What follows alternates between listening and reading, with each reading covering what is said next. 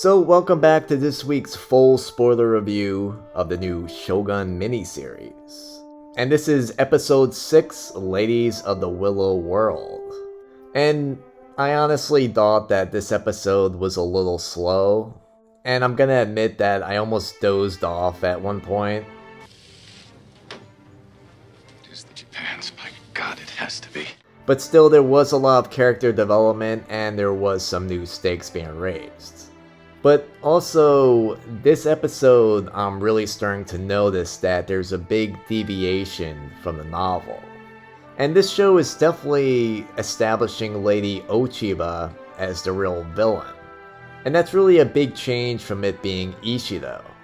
Because it should really be noted that Lady Ochiba was a pretty minor character in the novel. So really any heavy involvement from her is something that the show is changing. And I'm not quite sure yet how I feel about it. And I'll definitely talk more about that, because there was other episodes that changed things, but this was the biggest. And now that really just sets it apart from the source material. Anyway, let's get into it.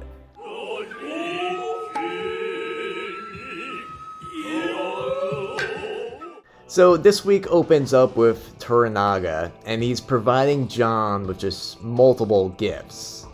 And this is for saving his life again last episode. And to really just encourage John to stay and serve Toranaga, he has now made him Chief Admiral of Kanto. And he's also going to be the general of Toranaga's cannon regiment. And in addition, he was also gifted Lady Kiku, and she is a professional courtesan. In fact, she's so expensive that most men can't afford her. This is a great honor you have received. Lady Kiku is the most coveted courtesan in Isu. And as I mentioned in my previous review, this episode really is all about the women of the show. In fact, I could kind of see why people are starting to call this Shogun. And with this episode, we get our first major look at Lady Ochiba. And we find out that she was the daughter of the brutal warlord, but she was also the consort to the Taikō who replaced him. And as we already knew, she's the mother of the heir. And in episode 5, we found out that she's the new commander of the Council of Regents. And it's being set up that she will now be the arch nemesis of Toranaga, Mariko, and by default, John. And Lady Ochiba actually is a pretty dangerous opponent to Toranaga. We see that Ishido is dangerous and cunning, but he really, up to this point, has been failing to get the upper hand on Toranaga. And also, no one really fears Ishido. And like I said, in the novel, Lady Ochiba is a pretty minor character. But it's hinted at that Ishido is actually madly in love with her. And she really is a master of manipulating. In the novel, Lady Ochiba is trying to destroy Toranaga.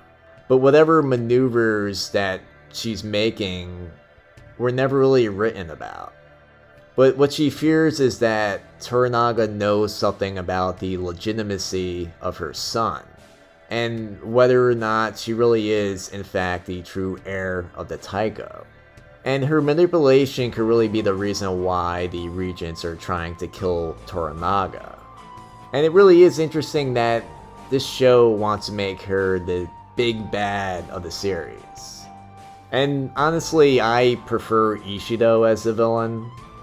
I just think that he looks like a villain. He has a great look. But they're really just trying to show that he's being manipulated by her. And like I said, this is very vaguely hinted at in the novel. And actually, it was completely absent in the 1980 series.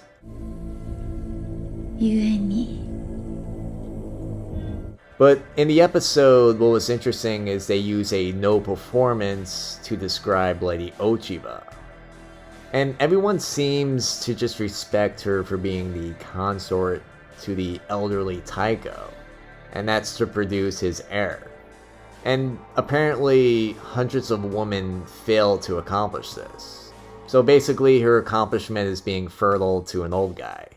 But Ochiba is really a living bridge between the late Taikō and his son, and also just a future successor.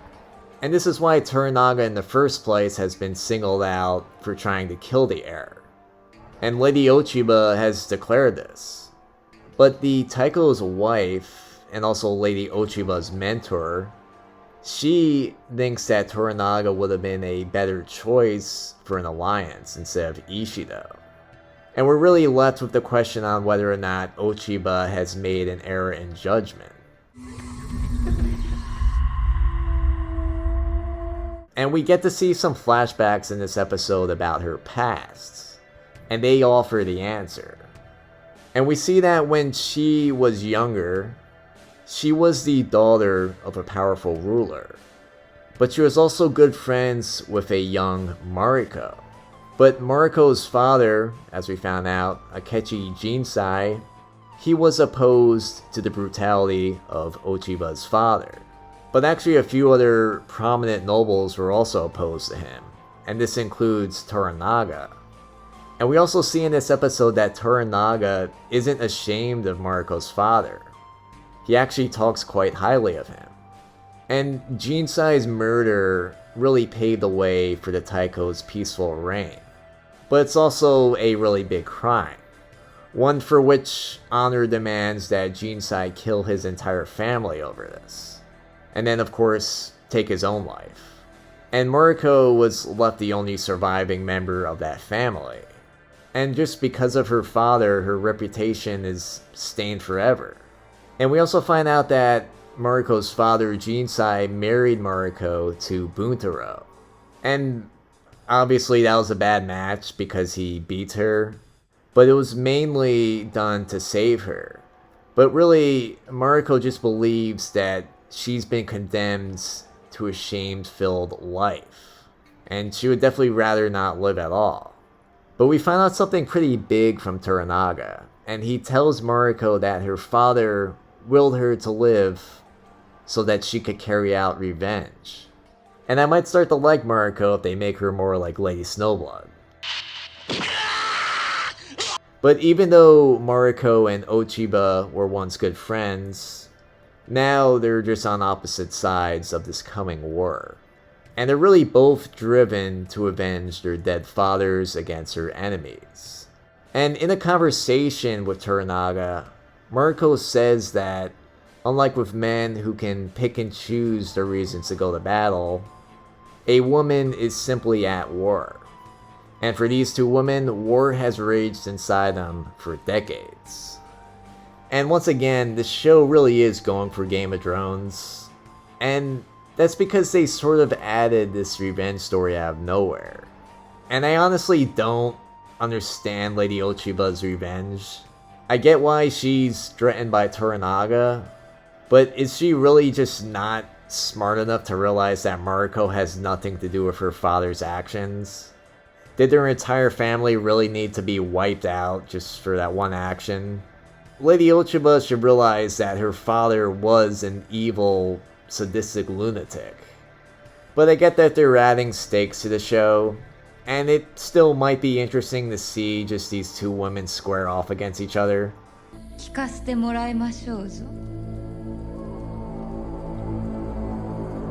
But now with Lady Ochiba back in Osaka and taking power, Toranaga knows it's only a matter of time before his death sentence is finally voted on.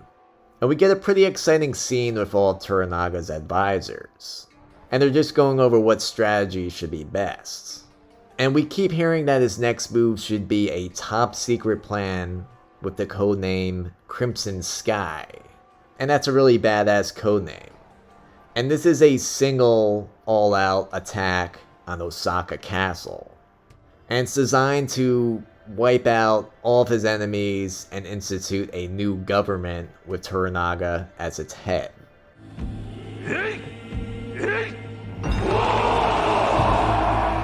But there's just one small problem with this plan.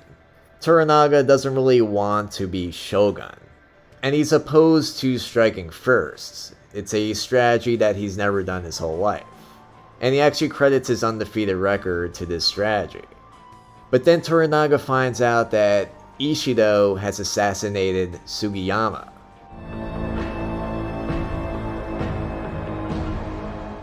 And unfortunately, he was the last pro-Toranaga holdout on the Council of Regents. And he was just slaughtered along with the rest of his household, and they blamed it on bandits. And now, the final obstacle to Toranaga's execution has now been removed. Toranaga is now left with no other option besides to go nuclear with Crimson Sky.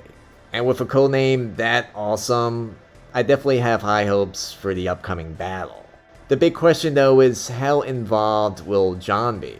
He keeps trying to refuse battlefield commands in favor of just simply using his ship to attack the Portuguese. And also, Ishido took matters into his own hands, and this is of course under the influence of Lady Ochiba, and he held the Council of Regents hostage in Osaka. And he appointed Lord Ito as the 5th council member to vote for Toranaga's impeachment.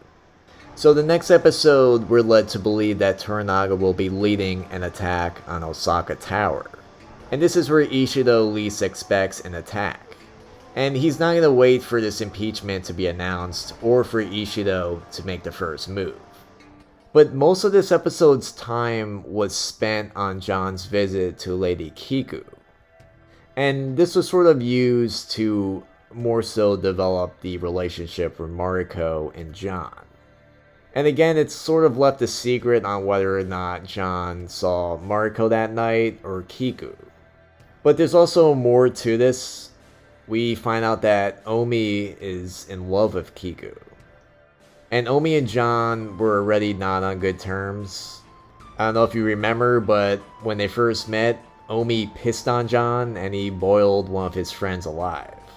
So if that was Omi's greeting to John, there's no telling what he's going to do when he finds out that he was with Kiku. And he also seems to be jealous of the gifts that Toranaga's giving John. So it'll be interesting to see where this goes.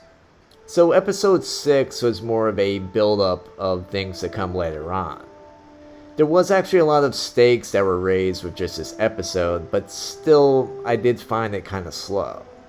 But we did get our first mention of Crimson Sky. But when I looked at the titles of the episodes, episode 9 is titled Crimson Sky. So that means the next 2 episodes should be similar to this. Probably just setting things up. Anyway, did you guys like this episode? Let me know in the comments, and let me know what you think of this show so far. Anyway, thanks for watching.